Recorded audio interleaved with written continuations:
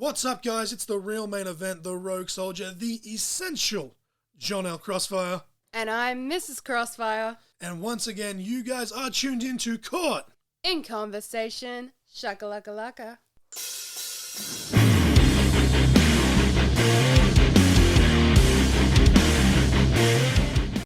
What's up, guys, and welcome to episode 84 of Caught in Conversation. It's been a few months since I've had an episode. I do apologize for that. You know, health, life. This will drop exclusively on YouTube. I'm working on getting my Spotify, Podbean, Google Pod, all of that fun stuff back up to date. All things going well. Should be up and running by mid to late July.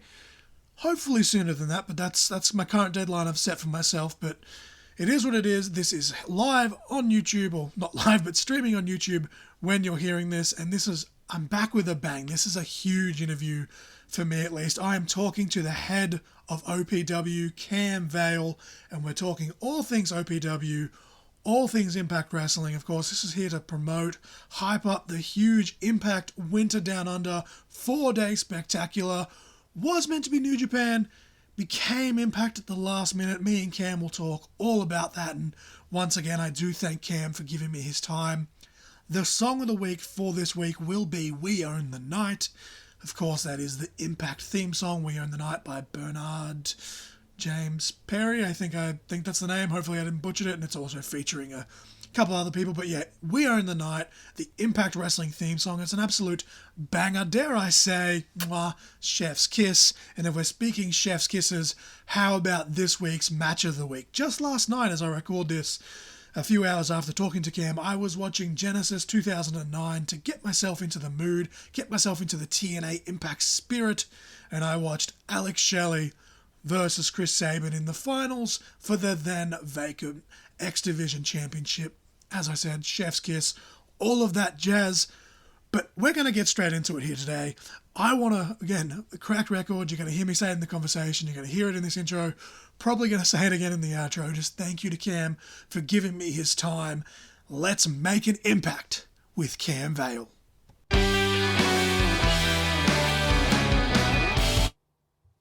No, you're all good. There's a bottle of water there if you want it. I know you've got your coffee ready as well. No, I'm all good. All good to go. But obviously, I reached out to you, Cam, probably about a month ago, probably about a week or so, maybe a few days after it was announced that the tour was happening and it was Impact and yada, yada, yada. Obviously, with the intro, I'll put everything in about why we're here. But you're a very busy man.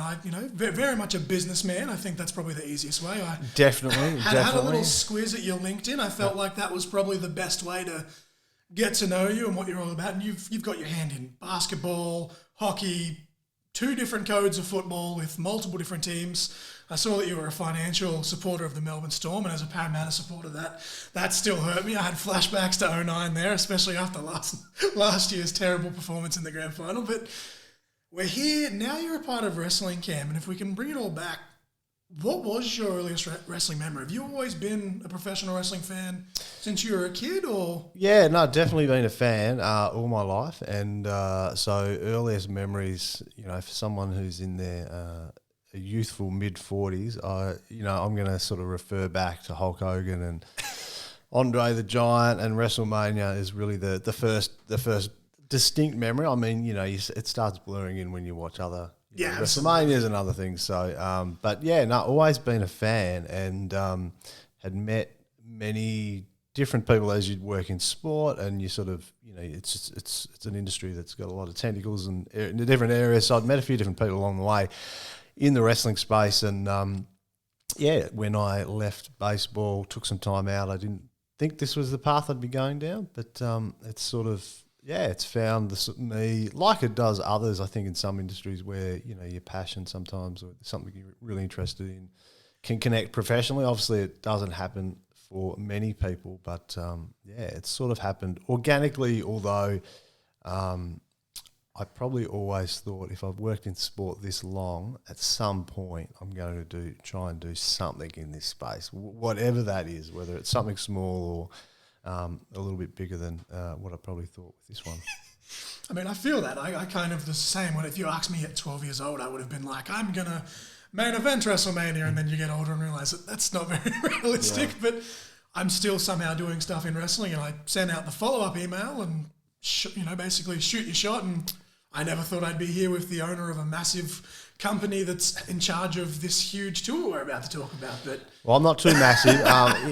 Impact's the big brand, and obviously we started with New Japan, so two very, very good, very big brands. So I'm just a very small, humble part of it with a few others that are really chipping in at the moment. Well, he's the middleman, but he's a very big middleman in the grand scheme of things for this country. But that will trickle into the next lot of questions, and I'm very ADHD, so this will probably go all over the place. So you can answer them in whichever order you want. And you bring up the Impact, you bring up the New Japan, but how do you then go from being a fan to how does OPW then, one, become a thing to then now you're helping run what was meant to be New Japan, then, I don't want to say, the backup option, but for lack of a better term, New Japan, the dates, whatever. Yep. Stuff happens in the business. You had to compromise. And within the space of a couple of weeks, you have put together this, and I'll say massive tour because it's, they're going to be in town for 4 days, but there's 3 days of public, events plus the small community events on the first day. That's a huge deal for a regional town. And obviously, the New South Wales government have thanked the heavens for them and all their lovely contributions. But how do you go from I'm a fan, I'm doing all of this other sports stuff to now running OPW and then partnering up with all of this? Like, how does this massive thing come to be? So it's so I'd finished. So I've worked in sport for over 20 years in full-time roles, and in April 2021, I finished with Baseball Australia. I was CEO there. I had a great 4 years. Was intending to stay on. I actually, feel a little bit bad in, I'd extended my contract about 8-9 months earlier, but had, many people are going to say, so the COVID impact for me was just, it was a huge battle for us to get through that season for us, and I just ran out of energy. So I said to the board, look, it's probably been coming for a while. I'm going to take time off and think about what's next, but genuinely take time off. So as I took the time off, I was not doing anything. I was really keen to just take a break, and I started to sort of tease out some ideas to go, well, if I want to do this break a bit longer, I might pick up some smaller, part-time work or consulting work. I will, what would I like to do? And one of the key people I'd reached out to was a gentleman who a lot of wrestling people would know called Michael Webber from Fight TV. And, I just reconnected. I'd met him a few times, and I said, look, if you've got anything happening. And so we'd had some chats and sort of, doing a couple of very small things. And it sort of morphed into, as I took the time off and started to think, well, my background has been running sports, particularly when you're working in sports like hockey and baseball, smaller sports here. You're looking to find ways to commercialise your product and build events. And so I'd had and even back to North days when we did the deals down in Tassie, I'd had a lot of deals and partnerships with government delivering events. So I was starting to morph into that direction for a few different sports, and it just sort of, just crept up on me to go, well, why wouldn't wrestling be in this space? We've seen WWE do the big tours, and they've been back before. But there's a lot of opportunity in Australia, particularly coming out of COVID, to, why do government fund events? Because they want to promote cities, they want to promote growth, they want to bring people into these cities, and they also want to create events in markets that often are overlooked. And so I'd had a lot of experience in that space. So a few different things, and it just sort of happened organically, and then I started to reach out with a bit of help from Mike and a few people I knew to a few different organisations, and just started to meet people. And again, it's the nature of sport when you've been in it for a while. You get a lot of no's, but you get used to that, and when you get the yeses and the connections. And so I had,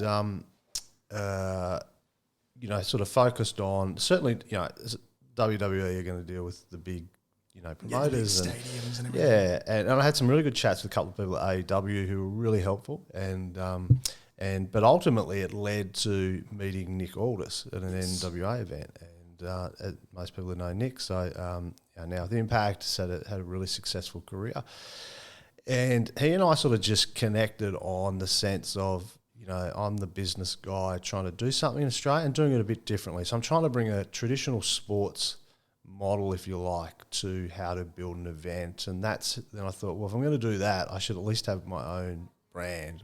And so, for a whole range of reasons, I'd been influenced to use the word Oceania and then pro wrestling, and not really knowing where and what that would be. But let's have a brand that's better than Cam Vale or just a management brand. So, and anyway, so as that was happening, sort of just doing that, and connected with Nick, and I said he gave me some great ideas because I think a lot of people if we follow wrestling, then a lot of times you follow the business of wrestling. So. Yes. And it is easy to make assumptions. And I've learned in every sport I've went into that you have to, learn, you take the skills that you've got, but you listen to people that have been in the industry and you filter what you like and what you don't like and what you think is correct. And but yeah, Nick gave me some great insights. Said you just meet different people. Then I met Conrad and we went down the path of StarCast. But running parallel to that was meeting Fale at New Japan. Yes. And so, again, with these different connections, and Fale I've got a lot of time for and a lot of respect for. And, we'd connected. And, again, it was like, all right, well, can we bring New Japan here under this model? And, again, the events model, government funding model, it's in a lot of ways is no different to a sponsorship model, but government have a different purpose for, they're not selling cars like Toyota, but they want an outcome from it. And again, so we obviously, with all these different conversations, I sort of had two that came together at the end of last year. Was we want to try and bring StarCast to Australia and do something with that. And at the same time, we had announced New Japan with the New South Wales government. And, it's a regional events program. So it's a matter of trying to find a regional event location. It's not Sydney, it's not Melbourne, it's not Brisbane. Not that they're not great cities. I've lived in Melbourne most of my life. And but as I said, wrestling's also from a business perspective, and I say this very respectfully, wrestling is a strong niche product. Yes. So what I also learnt, and it's taken really 12 months, is trying to talk to government about the benefits that wrestling brings. It's a very strong product. And as most wrestling people might know, when you deal with non-wrestling people, you can get all sorts of different reactions. So yes. When you're talking the business sense, then you're trying to manage through, the definition between sport and entertainment and where this all sits and fits. But then you start to draw them to the positives: strong fan base, strong broadcast, great athletes. You leverage and you lean into some of what people would say would be the negatives about wrestling. Yes. I see as the positives. Absolutely. So, I've had great sports I've worked with, but some of the talent or athletes, you want to get them to do some promos before a big hockey match, baseball match or AFL match. They're not that keen. Got to prepare, got to get ready. And coaches often can shut these things down. And wrestling's totally different. Fale, Nick, Conrad, all the people, like, it's an industry to promote. And therefore, so there's a lot of strengths to it. So it's effectively like a long answer, but essentially it's sort of morphed from the skills that I had and from the experience I've had in the different industries, sort of going, well, why wouldn't this work for wrestling? And I respect all the Australian promotions that run, the typical promotions like MCW and PWA, and there's a heap of them out there, Riot. And I want them to do really well. My model's just slightly differently, sort of going, all right, can I focus on 2 or 3 marquee events? What does that mean, and how do we make it work from an event perspective? And again, there are Australian promotions in Melbourne and Sydney and Brisbane and Adelaide, Perth. I don't want to compete with them. That's not what this is about. This is about trying to take events into different markets and try and show. I think there's and then you can ask the next question. I think there's 2 really key parts. There's the fans that want to see it, and, yes. and hopefully will go, depending on where it is. And I appreciate not everyone can go. But we've also got to start thinking about, I think, every sport I've worked in, how do you grow your fan base? Yes. So I think wrestling can appeal to many, many people that are not natural fans of it, and therefore whether it's a once-a-year thing, or it's something they go to and they want to see again. And I think some of these regional markets can open those doors as well to make a good business model. I mean, it's I'm not Tony Khan. I'm not.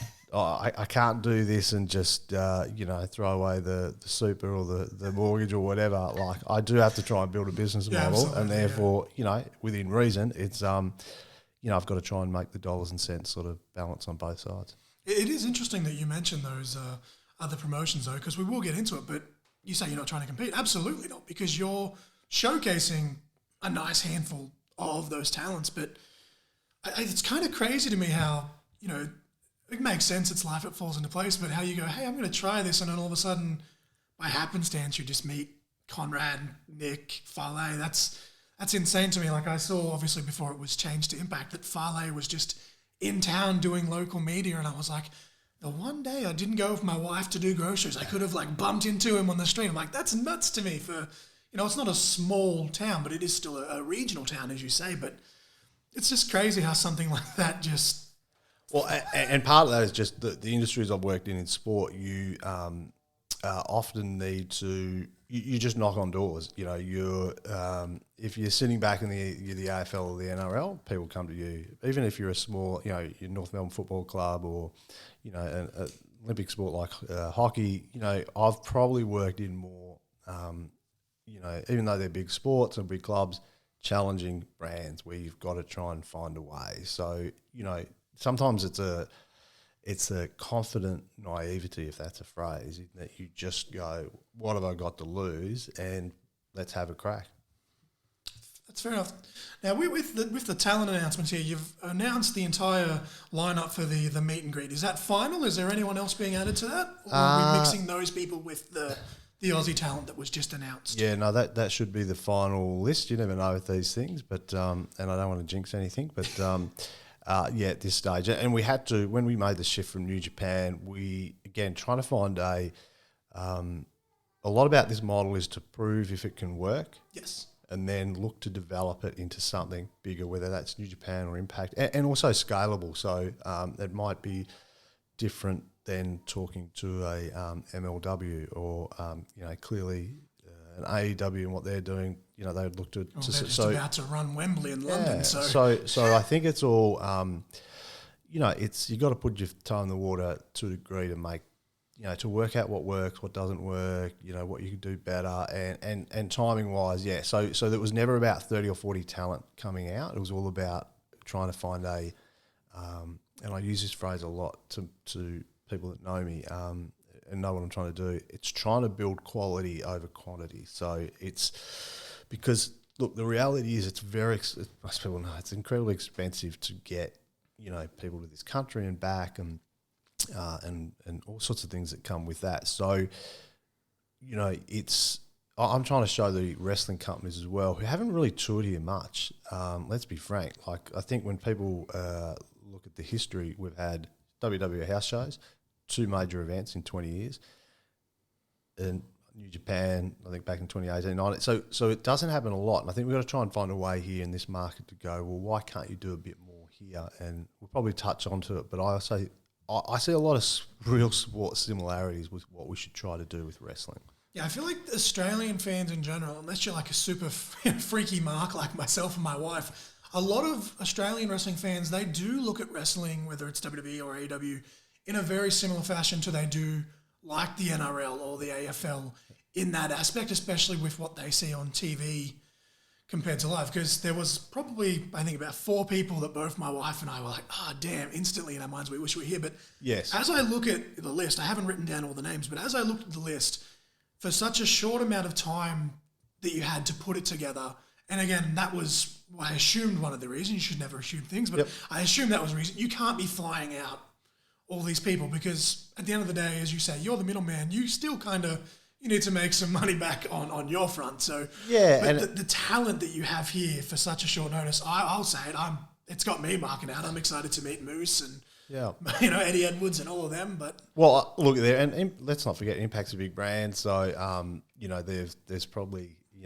the 30 or 40 wrestlers and talent and managers and other things we could have looked at. But yeah, a lot of it was on the short notice. A lot of it was, again, let's see how this model goes, the quality over quantity.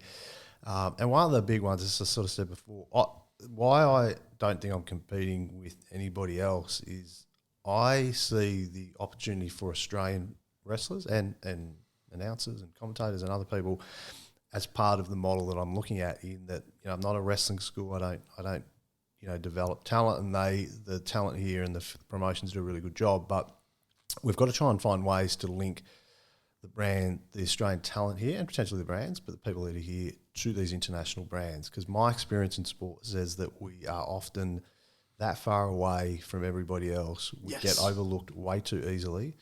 And I saw this all the time in baseball, and, not being harsh on Americans, but, if there's a great Australian player, there's an A grade, emerging talent in Australia, and there's a B grader in the US, they'll go the B grader most time. And most of the time, because they just don't see them live, or they don't see them in person, they don't get to meet them. So, I'm trying to find a model here that can link, what the ecosystem is here from an event perspective into some of these brands. And, I think that's, and again, when you build events in Australia, particularly with government, and that's not just always state, but local government, or even some commercial partners, they want to see what's the Australian impact as well, excuse the pun, but there's that, that's like the intangible to it. What else can occur? Is there a chance for, for Australian talent and people in the industry to get an opportunity? So you can't guarantee these things, but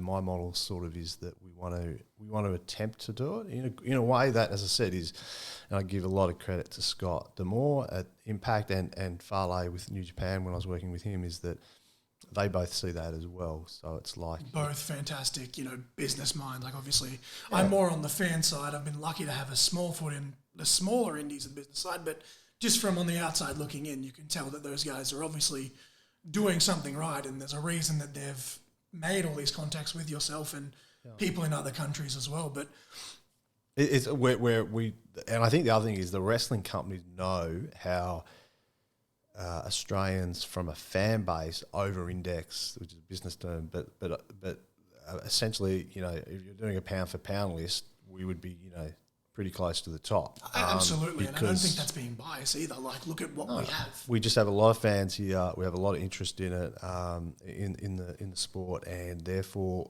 But again, then you just got the challenge of the logistics of making these events work. And as we know, wrestling, why this is a 4-day model is, again, that's the typical model when you try to build events. You're not, if you're putting on a super show, great, but even then, you're getting talent out earlier, whatever the sport flying might be. them in, making them wrestle, and then they've got to fly home sore as hell. And and again, it's like, okay, why can't there be some community engagement to this? Why can't there, how can you make a model that is, not, so disrespectfully, not a house show, maybe not a pay-per-view, but there's something in between. And so, I think all I'd say to people is that, the aim is that we're having a crack here. There'll be a lot of things we learn that will make it better for the future. There'll be a lot of things that go well. There'll be stuff that won't go well. And but it's trying to do something a bit different because, there's, as we all know, there's a lot of good brands out there. But, it's WWE certainly do dominate the market, which is great to create awareness for when you're in my shoes, to then talk to sponsors and all sorts of people, government. But then you do have to do a bit of the sell as to, well, where do these other companies sit and just how does it work? It's not, wrestling's almost not like any other industry. It's not like the NBA and go, well, there's the NBA and then there's these leagues underneath it, because the leagues sort of compete. NFL, but, XFL, USFL. Yeah, but they're also part of the ecosystem. So, again, I think I've gone down that, the top 10 list of international wrestling companies, and there should be a model for them to be here one way or the other. Maybe it's going to be different for different brands and, and how it all works, but that's what I'm going to try and explore. Well, even with, just real quick with the logistics before we move on, there's talk right now with the NRL, the 18th team. Papua New Guinea is the front runner because it's easier to get from there in New Zealand to Melbourne, Brisbane, whatever, than it is to get to the other side of the country, just in Perth. So, and I think it's also too, you've got to, we are a country, and therefore, whether it's the PNG piece, say for NRL, would make a lot of sense to go new fan base. It internationalises. When you're in this, and let's be frank, so it's a somewhat similar situation though. At least wrestling should be treated like a sport for the business side, 90% of what it does. The advantage is it's got the entertainment part. Trust me, I wish I had some of the entertainment parts, some of the sports I'd worked in. Would have made life, and in fact, a lot of sports should think about wrestling as a product to follow from the fact you do need to entertain people, right? It's not just as simple as going and watching a traditional sport, and it appeals to the traditionalists, and everyone else is going, that was as boring as just recently, right? they cut off the Living Ends performance halfway through on the TV broadcast, and there was people that were traditional football fans going, I came to watch football anyway, they shouldn't be there. And I'm like, yeah, but this is why they're doing this. Football does it. Boxing and MMA have kind of stole the wrestling format to an extent as well, NFL, but MMA, absolutely. I mean, that's why has it changed from cage fighting and some of the derogatory terms they it more used to want to have. see who Conor McGregor's going to cuss out next. Yeah, but, hey, look at governments backing those brands, right? Like that wouldn't have happened 10 years ago. But just real quick, I'll throw in a little bit of a fun question. It's part of one of the core questions I always ask when people are on for the first time. Hopefully, this is the first time. Hopefully, we'll get you back in. A couple of months. I'm not that hard to find. So yeah, please. But you harken back to the days of Andre and Hulk Hogan, and that kind of gives me goosebumps because that's the stuff that my dad taught me about before he passed with Macho Man, Jake the Snake. Yep. What is your all-time favorite wrestling match, Cam? You do think about that as you watch some of the matches. I love that match for the theatre of what it was. I think that is wrestling and telling. Slammed him for the first time in quotation marks because it was like the 10th time. Telling a great story. And another one for me in that era was the Macho King and Ultimate Warrior. I get my WrestleManias confused. It was either 7 or 8 off the top of my head. But love that match, and loses reunites with Elizabeth. And just it was one that really jumps out. But to be one of the real favourites for me is definitely, and maybe it's my favourite match is Brett versus Owen. I've got two younger brothers, so.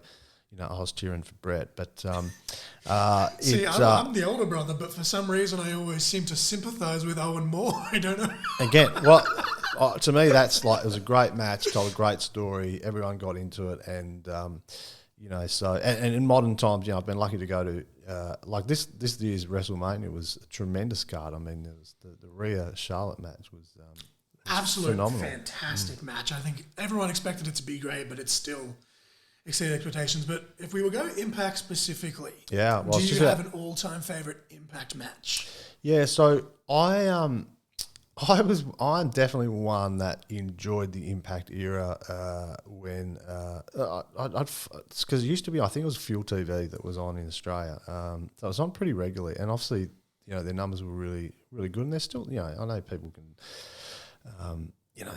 shit can wrestling that are wrestling people, which always amazes me. But still doing really well. So for me, the era with Hogan and Bischoff when they came in, I found quite fascinating, and that's when I actually met the people at Impact. It's about 2010, 2011. Because when I was at North, I'd reached out to a range of different sports, trying to find the sports or the brands that were not the number one. So at North, we were trying, how do we get it to be a bigger club if we're not, don't have the biggest audience and geographically and all that. So I'd reach out to different sports, and Impact was one of them. And I'd had some great chats. That's where I met Michael Weber. Even had a brief chat with Dixie. And how do you compete when you got the big behemoth around you? And so I certainly enjoyed that era, and in particular, I've always liked Jeff Jarrett. So I think I've probably followed Impact consistently, and in the last few years I've been lucky to go a few different times. And it's interesting because it's not like it's the matches that stand out, but it's the consistency of what they deliver. I think as a wrestling fan, I really enjoy it. Even I think 14, 15, they had this kind of awkward identity crisis, and then the networks and all the stuff that I'm sure you're glad at this point that you don't have to deal with for this tour. But that's around the time where, they basically, became the brunt of the joke, but I was still sitting there waving my Impact flag. But that's also where I think. And I think it's always good. I have the view that if you're a wrestling fan, of course you should, critique what I do and, what others do and the product and all of that.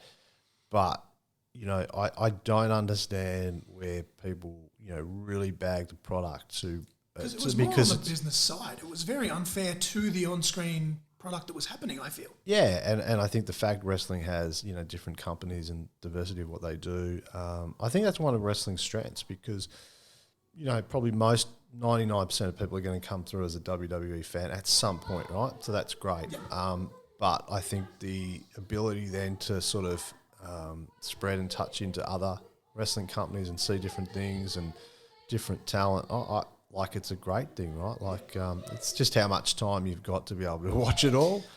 But yeah, Impact for me, when you ask it's funny because when you ask that sort of favourite match, it's like I've been watching it for 20 years and it's like been consistently part of my life without one particular match sort of jumping out.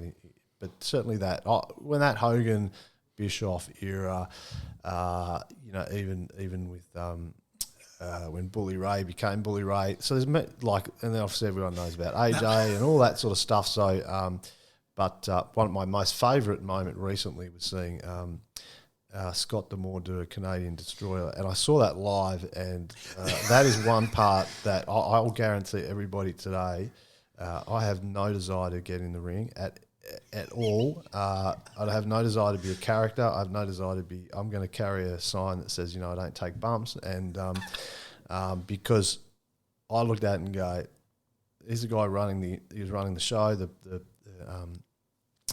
think it was the pay-per-view and then the TV taping, and he's getting in the ring, and I thought, I worked in sport 20 years.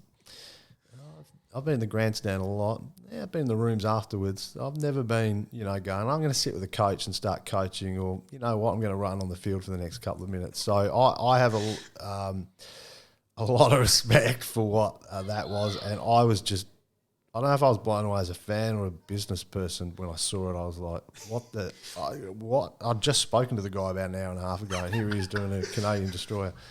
It's funny. It's a completely different rant for another day, and believe you me, I've gone on multiple rants on this podcast about it. But that's one of those moves that everyone does now, and it's kind of lost its impact. Again, pardon the pun, but because of Scott's role, I think that's why it was such a huge thing for it, because of the way that he carries himself, both off-screen as well as on-screen. It made it that much bigger. So kudos to him. But you quickly mentioned that Hogan thing. That was around the time where Impact was originally meant to tour here, and rumour and innuendo, as Conrad would say, is that Hogan basically cost too much money and had to cancel the thing. I don't know. It's all alleged. Did you at all have a hand in that with your talks with Dixie, or was that after that? No, at that stage it was very much for me just putting as a fan. I was, I got to meet Mike. I thought, geez, this guy's really smart. I could learn a lot from him. Hey, it's cool. I got to be, to see, backstage and be at one of their shows. But, as the CIO at North Melbourne Footy Club, it was honestly, it never entered my head to be doing anything like this or even close to it. Just real quick before we wrap it up and plug the rest of the tour and all the fun stuff. You mentioned, I don't know if it was you, but whoever runs the social media for Oceania Pro Wrestling did mention in the articles and stuff that there is plans for New Japan to hopefully come back sooner than later. Yeah. Do you have an idea of when that will be, or at least a goal in your mind of when that will be? Yeah, well, I'd certainly with Farley be very keen. Again, he's a really cool. He's a very humble dude, actually. A lot of the people in wrestling that I've got to meet are very humble, even though they're not just really good talent or personalities, but really smart people, good people. So I think, I think it's trying to find the New Japan would have worked in Wagga. So really quickly, the reason we just had a few challenges when it came to getting the right talent that what we'd originally agreed to, and no one's fault. It's just a few things happened. There was injuries, and then other events for New Japan, and I think it's probably new it's new for everybody to do. Hey, when you do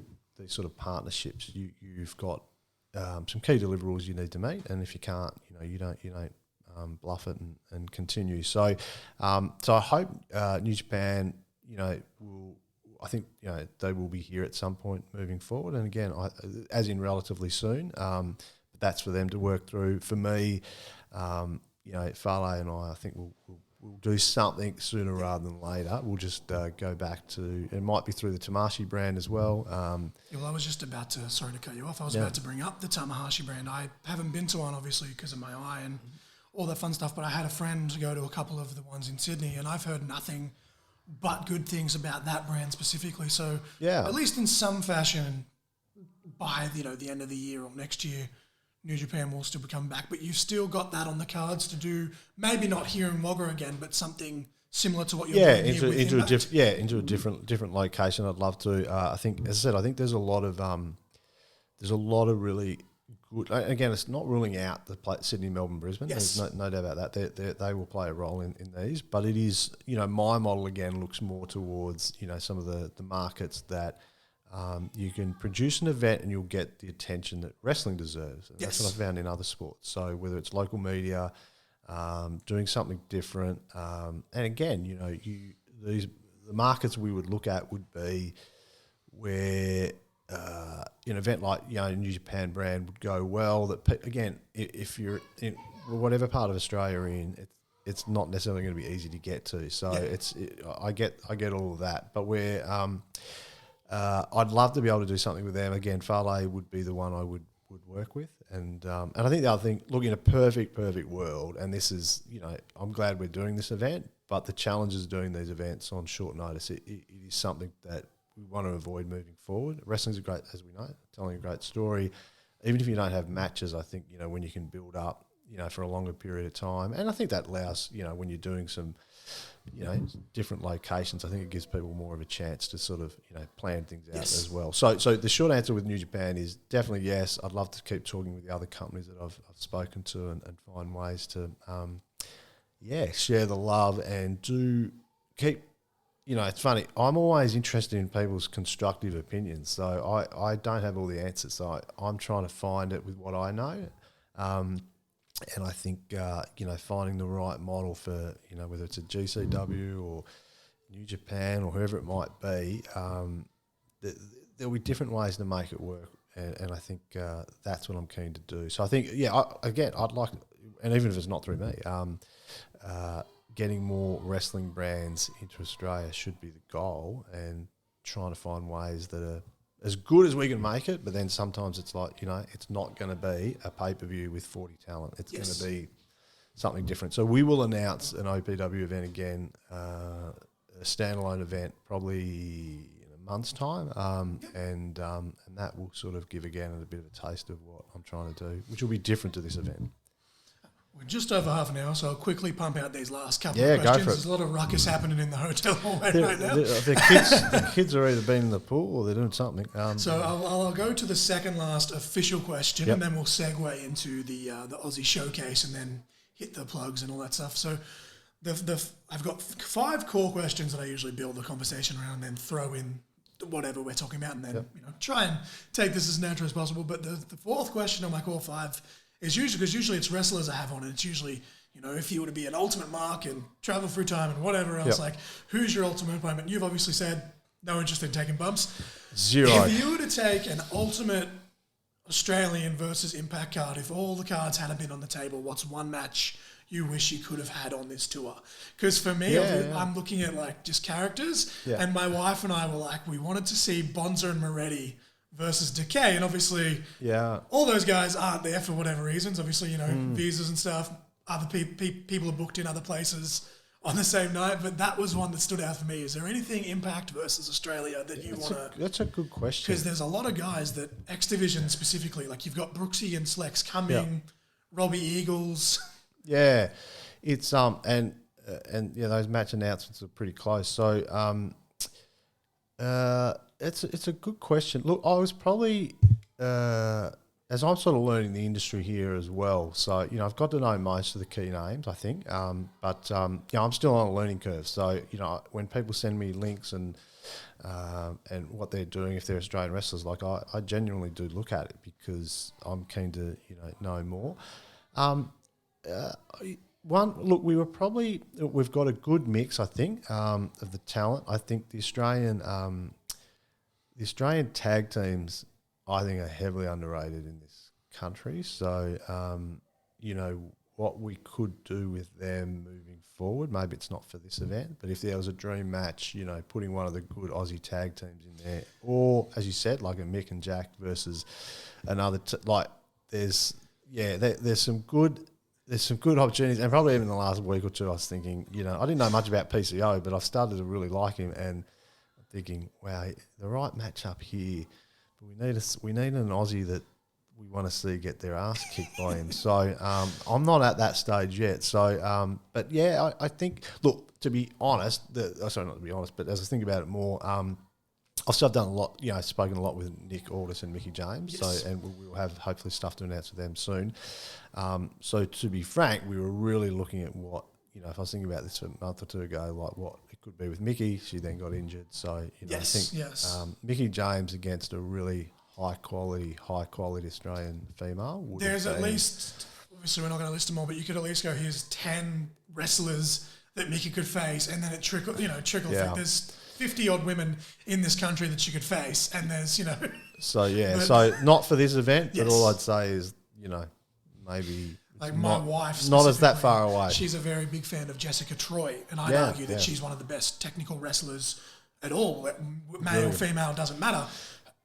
Jessica Troy versus Mickey James on one of these shows, or a WSW show, would be a huge one for me. But 100%. Obviously, we've got the Impact show Friday, Saturday. You've got the community events on Thursday, which will be, you know, announced, I'm assuming, in the next few days, closer for the actual. Yeah, it's much more of a local focus, so we don't. Which I'm looking forward to that very much so. But what can you tell us about the Sunday? Obviously, you've got the showcase and the podcast with Conrad, and then you've got your actual OPW show. So can we go through what's going to be? Because I've got a couple of friends that are actually announcing the actual Impact shows, and I'm very happy for them. But for the people that didn't get picked, that still get a chance to showcase what they're doing, what's happening on the Sunday? So part of this model was, again, to try and do something a little bit different, put some obviously Aussie talent where we could on the main card, and then look at Sunday. So Sunday we'll start with the meet and greets with the Impact talent at around 11 a.m. And again, different, you know, a lot of the time the meet and greets are at the event. We're doing obviously as almost like a mini, you know, it's not a WrestleCon, but it's, you know, everyone together for a short space of time. That will then lead into around about 12:30. We'll do the Australian Showcase. So we're looking to announce that probably by the weekend. We've sort of reached out to the different people, amazing applications, and so we had so we'll be looking at maybe, you know, 6-7 matches there, really showcase those talent in front of Scott Conrad and obviously the fans that are there. So that will be that, and that was always something I was really keen to do, and I'm keen to continue. So it's almost a unofficial tryout for Impact as well in a lot of ways when you look at it. It just expands how many Aussies can get in front of Scott. So you'll see them on the main card, but you'll also see them in this, and then leading into the show with Conrad and Scott, D'Amore with the business of wrestling. So and again, you know, if Impact's the number 3 brand in the world, or number 4, if someone, you know, wants to argue, then, you know, we do have the senior person from that company here, and who has a very open mind as to what Australia could be, and therefore that's, you know, so the event really on the Sunday, so it's a free event for the first 2 for the meet and greet, and then so, you know, free to attend, then you buy your meet and greets, free to watch the show, and then the business of wrestling show is obviously for the keen fans, and they can either just watch the show or get to meet Conrad and do the meet and greet with him. Now, I was under the impression there was an OPW show happening after the podcast as well. Is that still going ahead? No, essentially the OPW show is just going to be part of the showcase. Yeah, okay. So it'll still be all part of the Impact Down Under brand, but and hopefully where and how that's distributed will also give people an indication of what I'm trying to do. So, you know, but you know, full credit, like this is an area I'm probably as interested in this as the international stuff, is to go, you know, how do you support the Australian promotions that are doing a really good job with the month-to-month events or similar? They then bring through the talent, and how do we find ways to give these talent a chance to be bigger and better? So, yeah, and it's, look, again, you know, I'll assess it after it and go, yeah, it worked, maybe we should have done it a bit differently, and the like. But it's it's an important part of this, is to go from roughly, I think there'll be about 20 Australians that the Boss of Impact will see, and I am very confident something will happen from that will give an opportunity Surely, to Australians. surely. Very, very confident. But no, as I said, I'm extremely looking forward to this. I've been waiting, since 2009 when they announced they were coming down under. I was, 14, 15 years old, and see, I didn't know that. Like I must admit, I didn't realise they had announced they were going to come in 2010, and because I had this weird feeling that they had been here. Because they had the Hulkamania tour around the similar time frame, but they were meant to do like a proper Impact one. They announced it and just didn't happen. And again, as Conrad would say, rumour and innuendo. I'm just a fan. I don't know. I can only believe the dirt sheets, which half the time, Conrad's more than a fan. he's Conrad's one of my favourite people to listen to. He's on that many podcasts now, I can't keep up. But the last official question before we go into all the plugs and let you just have the floor for however long you want. Yeah.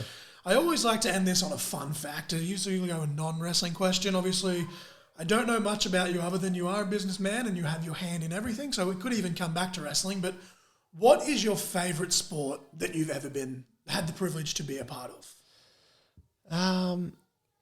Yeah, look, in some ways I would say it is pro wrestling, right? Like it was when I've met others, and I've experienced this in the sports I've worked in. Sometimes you got to be really careful that you don't had people in hockey or baseball, footy or league that love that club or sport so much, but that doesn't necessarily mean you're going to be a good fit for that. Because sport, the business sport can be pretty tough as well and pretty brutal, and or things don't go your way, and it's like a divorce when it doesn't, death in the family type stuff. So, look, of all the sport, I do like the combat sports. I've always, again, I'm the person, I do not want to take bumps or get into fights.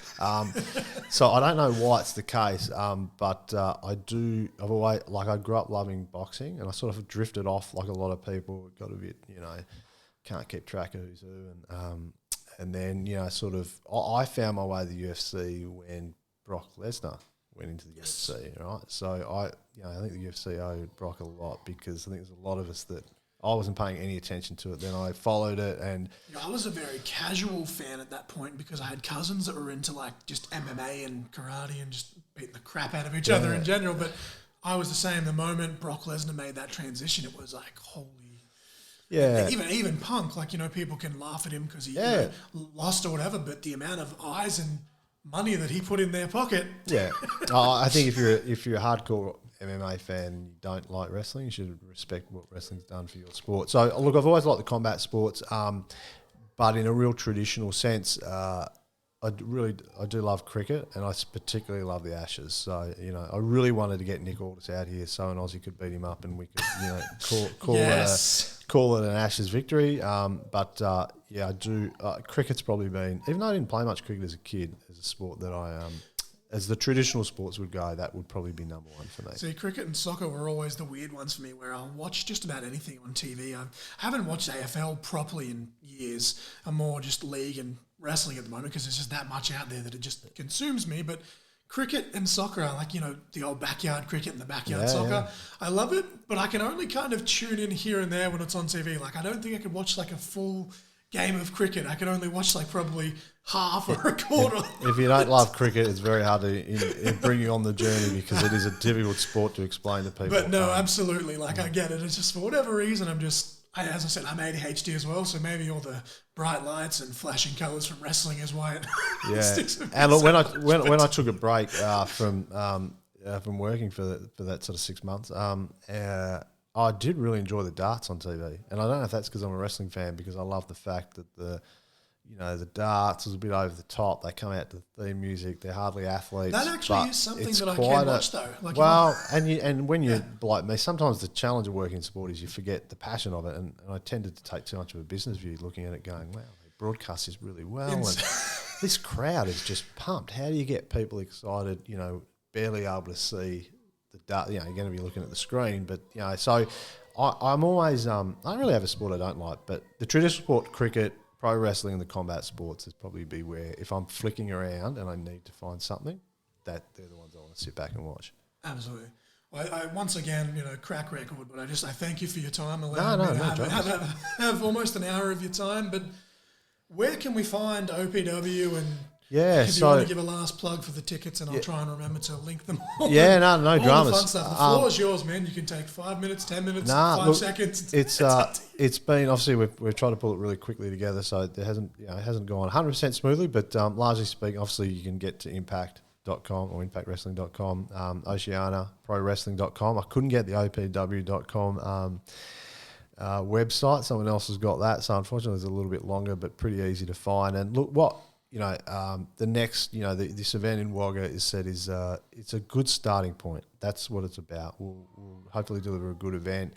We'll get a lot from it. As I said, for people that are within the region or around the region, I'm really hoping can get behind it because, as I said, I know that if you're in these regions, you've got to travel all the time to get to events. So Friday and Saturday night from 7 o'clock, there are world title matches. There are storyline linked matches. So it's not a house show. There will be stuff that will happen. Obviously, there's been some title changes. And then the Sunday show, which is free to everybody who's been on Friday and Saturday. Come along and see some of the better Australian talent, do the meet and greet, meet the Impact wrestlers. And if you can afford to and you want to hang around for and go to the Business of Wrestling show, it'll be a really intimate affair. So it'll be, people will get a great chance to hopefully ask questions and talk to two really influential people in the business. But hey, it's a starting point. Again, I'm always open to ideas. If you're a troll, you can just go away. But if you're somebody that wants to, hey Cam, have you thought about this? And I'm open to it. I found the last thing I'll leave people with is, every sport I've worked in, the first 12 months, so I'm about halfway through it, is where you're trying to absorb as much as you can, and then you start to work through right. This is how the industry works. This is what I'm thinking. How can we make things happen? So, and obviously if you can't get to the event, Fight TV, it'll be broadcast on. Fantastic streaming service as well. Yeah, great. Well, obviously I've talked enough about Michael Webber, so, it's I think it's pretty well priced for both shows in particular. And again, it's showcasing that we can do things in this country that you take for granted here, but sometimes it is showing the world that we can convert a basketball stadium into a wrestling ring. We're not creating WrestleMania, but we are creating a nice boutique starting point to go. Let's open the door. I'm very confident that AEW will tour here at some point, and I think this is just Australian fans. We should get behind the wrestlers, the companies, and everything else, and hopefully this will. If you can't get there, definitely look at it on Fight. There's a bit of merchandise that'll be out there next week as well. So, Impact Wrestling is give them a lot of credit. They've stepped in on short notice, and I think they'll do a really good job.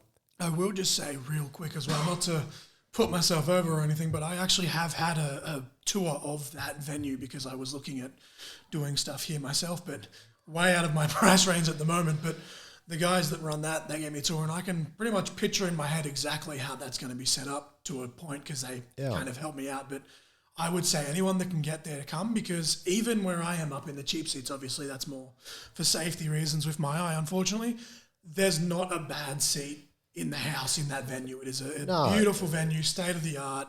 Yeah, it's really it's and I think it's probably going to look amazing on the stream as well for those that can't come. Yeah, and when people say why here and why that, so one of the reasons is to show these venues as multi-purpose. So it's good basketball, netball. I'm thinking of going to the local games tomorrow night, and that's its primary purpose, which is great. So.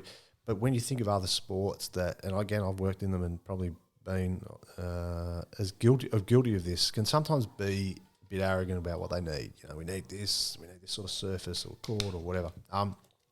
What I really like about wrestling's ability is to go, well, let's try and make it happen, right? Yep. We've got an indoor space. All right, that's not perfect. Let's do this. And that's also part of this model that, if we want more wrestling content in Australia, I think it can be created when we show people to go, it's not Rod Laver Arena or it's not Kudos Arena, but you turn to basketball stadium or an event I'll announce in maybe 4 or 6 weeks will be a good indoor venue. People go, oh yeah, I think you could do wrestling there, and so it's about trying to find a way. I think that wrestling's such an adaptable product. And again, as much as I'm a fan, I think more of it from the business side. So I look at the strengths and go, there's not an arrogance. People will try to make it work. All right, it's not, and as you said before, I think wherever you're seated, you should get a good look at the show. And as I said, we've certainly had some challenges, but that's just more the known things of again, it's never had an event like this. So, but that's. Like, I don't want to harp on it, but when you're in this model, you're trying to show people, in this case, government, both local and state, to go give wrestling a chance. Wrestling can help do things that other sports won't do, or they'll do it arrogantly, or they'll do it in a, you can get the leftovers. So, I joke, a lot of regional markets get the practice matches, and it's like, why can't they get the real thing? Yeah, well, any WWE house show, like, they're always great, but it's basically the same match every night. And that's one thing that I loved about when Chris Jericho came over. He was basically like, F your rules, I'm doing this match here, and here. Talk about a guy doing it differently, right? I got to see him versus Finn Balor in Sydney, whereas he did like a tag match elsewhere. And I was just like, that's the one thing that sticks out, because everything else, like, it was great. But to me, I was just like, this dude was like, no, if I'm going to be in this country, very much on the business side, was like, let's make some money, right? Like, look at Jericho. He's doing wrestling on a cruise ship, right? So, I think that outdoors is always a scary thing, but for wrestling, I think with lights and weather, but I've gotten a couple of sunburns in my very short tenure as it is. But again, like, I just look at wrestling is so it's an adaptable product, and generally speaking, the people in it are, how do we make it work so it's glass half full, not half empty? You go, we can't do that because you've got a sign in the wrong spot, and therefore if you don't change it, we can't come. And so that's what I'm going to try and do. I'm going to try and find ways to keep leveraging the benefit, the assets, of wrestling, and work with people that know the industry, and bring my little skills to it, and we'll see where we get to. One last thing I will just say, just in case I do forget to say it in the outro when I edit this at home, is, speaking of plugging the socials and all that stuff, the website, obviously people are coming from all over. Yep. But you guys did, for the Melbourne, Sydney, Canberra people that live central, or at least travel central, there is a full basically diagram from all three of those cities of how to get to the centre of Wagga, and obviously you can find yourself to the Equex Centre pretty easy from there. I mean, everyone has GPS these days as it is, but kudos to you guys for throwing that out there. My wife and I were posting that everywhere because we got friends from Canberra, Sydney, Melbourne, all over. So we're just like, the social media team did a great job with that. They're probably getting sick of me tagging them in everything, but I'm just so excited that I was interviewing you that I'm like, hey, this is happening. And again, it's like just keeping people aware of. I mean, everyone knows. I think where things are, and again. If it's too far, it's too far, right? Like, it is what it is. But I get that. We're making it easier. But for others, and I'm actually surprised how many people are driving, mainly because I've had most of the jobs I've done. You just fly everywhere, and then when you start doing the numbers and going, all right, well, 4 or 5 hours, maybe have a break, maybe I'm going to stay overnight somewhere. But then I go, you know what?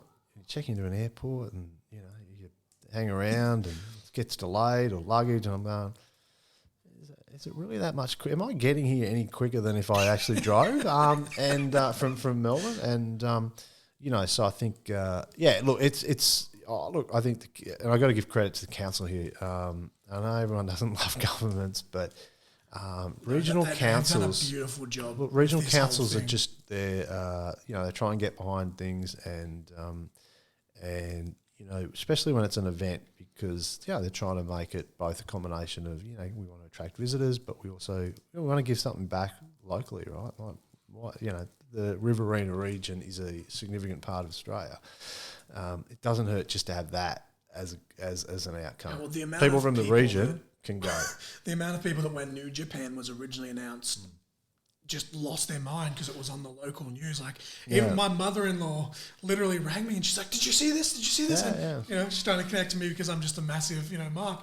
And she was so excited. She was almost considering going, but unfortunately she's got the other stuff on that weekend now. But she was like, that's so cool. Like, this is, Yeah, and like, look, because it's coming to, again, not a super small town, but it's still a small regional. It's everything's scalable, right? And but then when you think about two of the big markets, or three, the US, UK, and Japan, they do run shows in smaller markets, right? Like that is part of the wrestling model, is to go, maybe we're a little bit quirky or a bit left of centre or whatever it might be, niche product. Let's not just get lost in the shuffle sometimes of the, as we know, the bigger sports in the bigger cities. And sometimes that is because there's local media, there's local business. I've had a couple of really good business. Kennard's Hire, I've got to give them a plug. They've done a great job with us. And so there's, I think this is a model that can work. Won't work for everything. Won't be the, I said WWE are not going to go to, Alice Springs next year. Let me break that news. Unfortunately not. Yeah, but either's the NBA.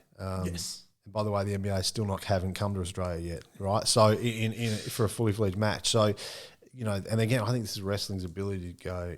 We can compete with where the bigger brands go too far, too expensive.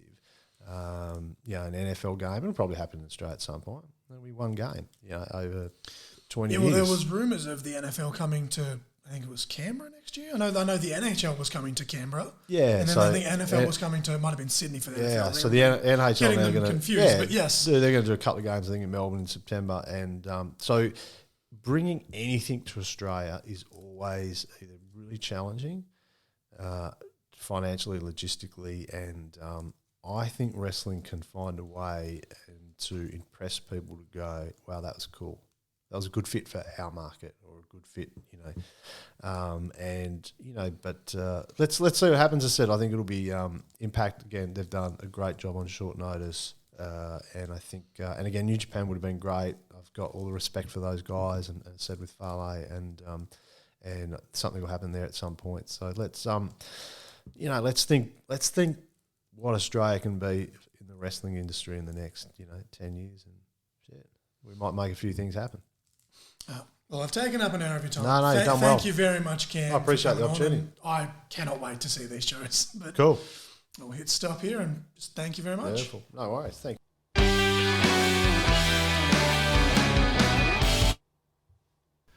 All right. How awesome was that? Once again, as I said in the conversation, crack record. Thank you to Cam. I'm going to keep saying it just because that's the kind of person I am, but all the fun stuff coming to Wagga Wagga, New South Wales. Whoa, radical, man. I almost feel like I should have asked Cam this in the conversation, but I feel like part of that was just so that the American wrestlers could keep saying it, because Ace Austin said it like 4 times in his promo. But thank you for Cam. I'm so excited. Mrs. Crossfire is so excited. You all should be excited for a 4-night spectacular Wagga Wagga of all places. Impact Wrestling for the first time ever coming down under. Make sure to check all of those socials and the website that Cam mentioned. I'll link the socials and all the ticket sales links in the description as well. If you're not there, where the bloody hell are you? That's a classic Aussie thing. I don't know why that just popped in my head, but here we are. I can't wait to see all of you guys there. It's going to be an awesome show. I'm going to mark out. I'm probably going to lose my voice. And also, this coming weekend, it'll be the day after this episode drops, ICW Australia will have Insane Asylum, which is our biggest show of the year, and I'll put the link for tickets and that below as well. Obviously, hate to admit it, but look, we're not as big as Impact, but it is what it is. I have 2 stacked weekends in a row, and I am so excited. So I'm probably going to need a nap in like 2 weeks after you've listened to this, but yeah, just thanks again to Cam for coming on. Speaking of links, though, don't forget to check my Linktree, all of my socials, my Pro Wrestling Tees store, and if you're feeling like being a Glucose Guardian, my Amazon wish list. Caution not obliged, but it is sitting there. And yeah, the song of the week was We Own the Night. Of course, the Impact Wrestling theme song. Match of the week, Alex Shelley versus Chris Sabin, Genesis 2009. Holy shit, I am getting old. I'm 30 next year, holy crap. But yeah, absolute banger after banger coming up, and I cannot wait. So excited to meet all of the Impact stars. So excited to hear Conrad's podcast, and of course the huge, Aussie wrestling showcase that myself and Cam talked about, and hopefully seeing some people get signed off the back of that. But once again, thank you to Cam. As I said, crack record. That was making an impact. I am John L. Crossfire, and you lovely human being, you were just caught in conversation. Ka-chow!